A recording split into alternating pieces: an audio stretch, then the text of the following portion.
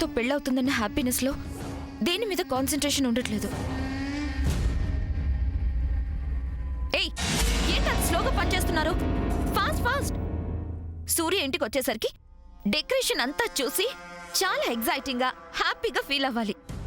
ఇంత గ్రాండ్ గా మన పెళ్లి అరేంజ్మెంట్స్ చేయించావా అని నన్ను అప్రిషియేట్ చేయాలి.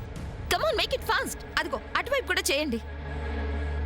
ఏయ్, ఏంటి ఎక్స్ట్రాలు చేస్తున్నావు? కొవ్వు ఎక్కువైతే అంతేరా తమ్ముడు. వాట్? కొవ్వంటే? కొలెస్ట్రాల్. Hey you. ఏంటి, మా అన్నయ్య ఇంట్లో లేడు కదా అని మా నాన్నమ్మ ముందు నువ్వు మీ అమ్మ తెగరిచ్చిపోతున్నారేంటి? నేనేం తప్పు మాట్లాడలేదే. తప్పే. అరే, ఇంట్లో ఒక ప్రాబ్లం ఉంది. ఆ ప్రాబ్లం ఇంకా సాల్వ్ కాలేదని మేము టెన్షన్ పడుతుంటే మధ్యలో నీ గోలేంటి? ఇంకో ప్రాబ్లం ఏంటి? ఎవరి గురించి ప్రాబ్లం? ఓ, లిల్లీ గురించా? లిల్లీ లిల్లీ అంటుందేంటి పద్మ? ఏం లేదు పిన్ని. ఏం లేకపోవడం ఏంటి? లిల్లీ గురించి కొత్తగా చెప్పుకునేదేముంది? ఏ సామాన్య, ఏంటి వాగుతున్నావు?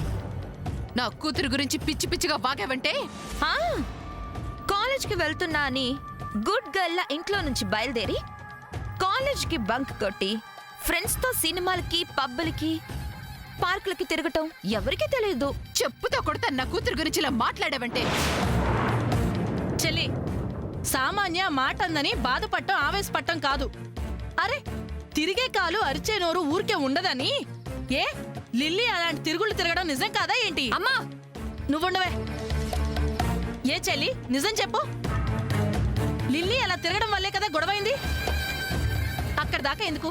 అసలు అది ఇంట్లో ఉందా ఇప్పుడు? అక్క, నువ్వు నాతో ఎన్నైనా మాట్లాడు, అంతేకాని అడ్డమైన వాళ్ళ ముందు నా కూతుర్ని తక్కువ చేసి మాట్లాడుకు. Aunty, mind your language. అంటాను. ఒక్కసారి కాదు, 100 సార్లు, 1000 సార్లు అంటాను.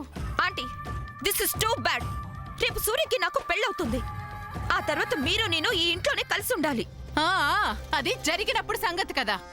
సూర్యకి నాకు జరగబోయే పెళ్లిని ఆపడం ఎవరి వల్ల కాదు.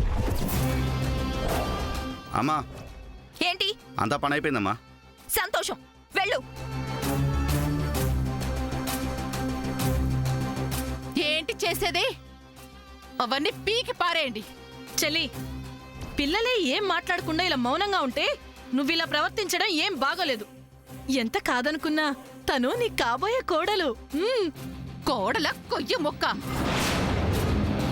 అది కోడలైతే దాని పీక కోసి చంపి నేను నా పీక కోసుకొని చేస్తాను.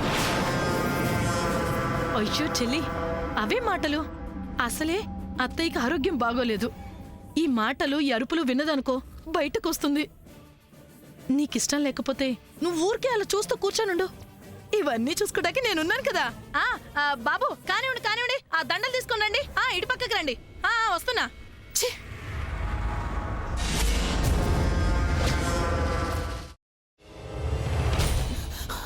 నువ్వు ఇంకేమన్నా చెప్పాలా?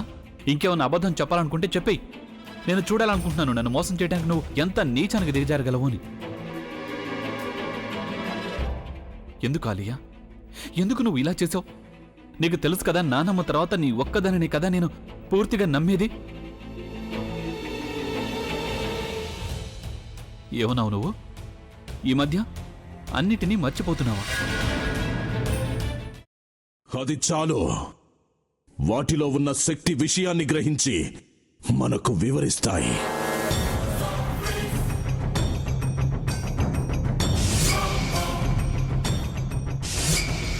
ఎవరు ఆ దండ విప్పొద్దు, గది తలుపులు తెరవద్దు.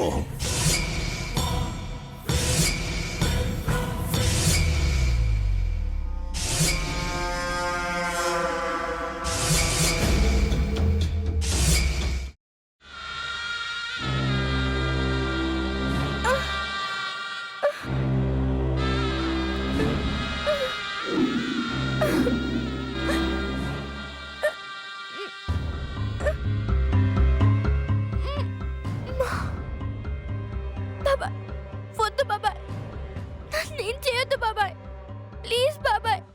నీకు నిజం తెలిసినప్పుడే నా ఆలోచనలో నువ్వు చచ్చిపోయావు.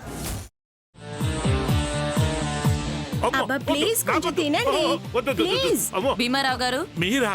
ఇగో మీరా కాదు సక్కుబాయ్. అవును, మీ పనామే లేచిపోయిందని చెప్పి కంప్లైంట్ ఇచ్చినావు కదా. రేయ్, ఆయన కంప్లైంట్ ఇచ్చింది లేచిపోయిందని కాదు, కనిపించడం లేదు అని. అట్లానా? సరే మేడం. ఇడియట్. ఆ వంట మనిషి పేరేంటన్నారు? రత్తాలు మేడం. ఏం పెద్ద మంచి, నీ వంట మంచిని కూడా మేడం అని పిలుస్తావా? రేయ్ హాఫ్ బ్రెయిన్,